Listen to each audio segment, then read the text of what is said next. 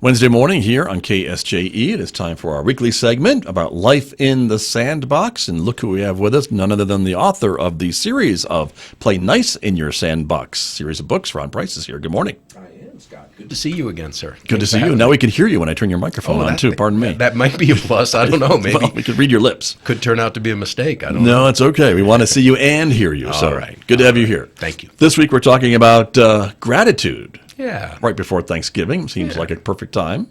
You know, it is, Scott, and it's a shame that only one day a year we focus on all that we have to be thankful for. I think we ought to make it at least a monthly, if not weekly, if not daily. Now, not holiday, that's a bit excessive. But, Scott, there's so much research on the health benefits of gratitude. And not just feeling grateful for someone or something, but expressing that. I saw one study that said if you write a thank you note to somebody, a handwritten thank you note, you remember those, don't you? Yes, I do. When's the last time you got one? Do you remember? I'll put you on the spot. I get them somewhat regularly here, which is very nice. It is nice. And I have some I need to send out that I'm a little remiss at doing. So that reminds me to sit down with a pen and do that. So again, you're the professional. I don't mind putting you on the spot because I never try to stump the host or anything like that. But how does that make you feel when you get a thank you note? Oh, very nice. Why? Appreciated. Well, that someone took the time to sit down and just say thank you for whatever the situation was. Yeah. Yeah, that you matter to them enough that they would take the time to acknowledge your impact in their life. Yeah, and that feeling can last for like 30 days, I think. And the person who wrote that thank you note, research says they had good feelings for 14 days. Actually, I might have that backwards. The receiver might be 14 days, the giver 30 days. It doesn't matter. I never let facts get in the way of a good story.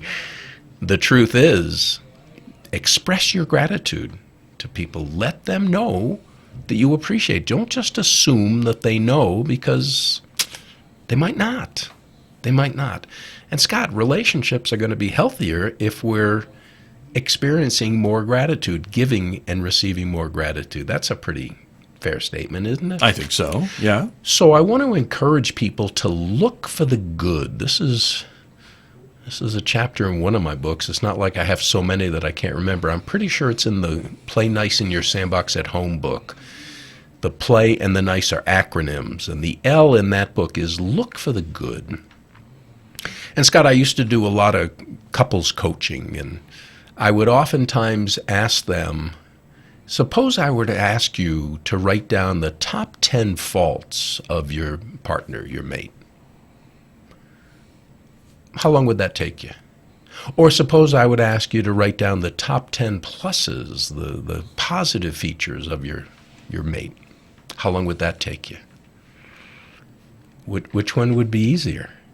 And again, that's going to depend on the state of the relationship. If it's a soured relationship, a strained relationship, boy, I can list those faults in a nanosecond. You know what I'm talking about.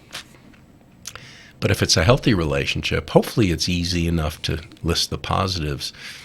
It just seems to me, though, that the negatives are I'm not saying we're all negative people, but we do live in a negative culture. I mean, look at the news, look at what we're surrounded with. And so my counsel is to look for the good, be on the lookout for it, and then acknowledge it. Let the people know, I noticed you did that the other day. I just wanted you to know I appreciate that.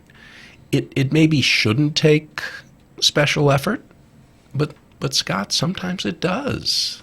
What are your thoughts on that? I'm just curious, Mr. Radio host, about looking for the good. Oh, I think it's a great thing. And I think, and you mentioned thank you notes, but I know for me, sometimes I just try to say verbally, thank someone for doing something special or being the type of person that they are or whatever it is that I find enlightening in each day or in my encounter with that person. Yeah. I'm glad I asked, Scott, because you brought up an interesting point. Email and text, it's maybe better than none at all. Right. But that's not the same. It's not the same. No. It's not the same. I mean, it takes no effort to sit down and text or email or whatever, but to pick up the phone. Right. Hey, I was just thinking about you today, and I hope you have a wonderful day. You hang up the phone. Are they more likely to have a better day? just because you interceded in their life and made a good impact on them. I think that's good advice, Ron Price. And I is. know for me, I have a couple regrets in life, and a couple times I have thought to do what you described, and the person that I was planning to talk to got ill, didn't get a chance to talk to them, and ended up passing away. Oh, yeah. And so I've made a commitment not to wait. Yeah. Do it now. Yeah, and don't beat yourself up. I mean, we've all done that, Sure, Scott. but We've all still. done that. But learn from it and go forward. Right. So where can people send their letters of gratitude? Scott Michlin, care of San Juan College. Sure, there you go. Okay. Exactly. And Scott will write back, I promise you. There you go. It may take me a while, but I'll write back. That's true. right. That's right. When the thousands and thousands roll in, you may have to Yes. spend some time doing that. But it's something that we should not lose track of. I tell you what, it's joy for the giver and the receiver. Absolutely. Very true. And guess what? It's a joy to have you here every week. Thank you, Scott. Thank you, Ron Price. Ron is here every Wednesday with me right here on KSJE.